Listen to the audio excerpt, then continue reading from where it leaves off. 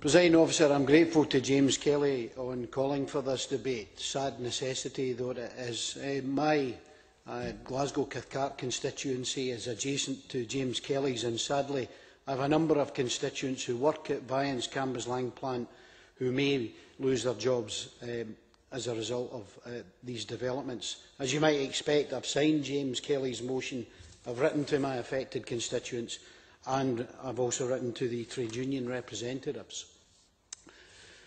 Marks and Spencers has been mentioned and quoted a number of times, most notably by David Whitten. Marks and Spencers, or is that Pontius and Pilate? It is worth quoting from the brief which they emailed to MSPs earlier this week. Quote, "It was necessary to move certain products to more specialist suppliers." Doesn't really tell you a lot, does it? But what it boils down to is, by the stroke of the accountant's pen, the lives of dozens of families are going to be blighted. That is the human impact of this type of decision, taken in privacy, taken perhaps in secret, and taken without regard to the wider social impact. Commercial decisions are all very well, but what price Marks and Spencers' consistent claims to be a socially responsible company? This is not necessary. This proposed rundown at Vian Cambuslang is not necessary, even in a recession, because even in these recessionary times, the underlying domestic markets for food are pretty strong. And the Vian Cambuslang plant is a competitive plant which will soon be better placed in some respects to serve these markets.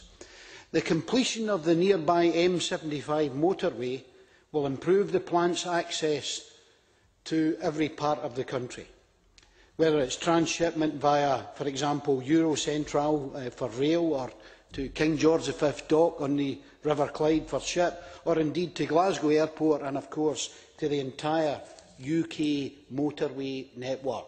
Do the people who take these decisions take them in isolation and not see this bigger developing picture, the future of Vian Cambuslang? Grampian, which was only purchased by Vian 9 months ago, was an outstanding Scottish company, and it was taken over by Vian, a Dutch multinational.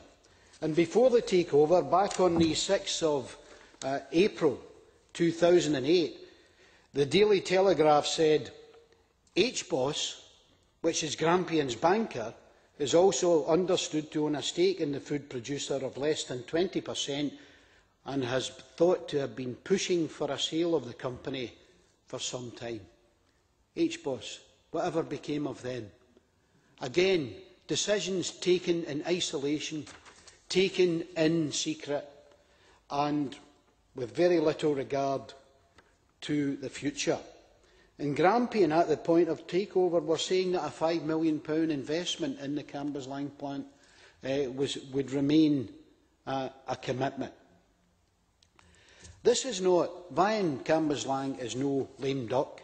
This is an unnecessary rundown. It is an avoidable rundown, and that is why this campaign must go on from here.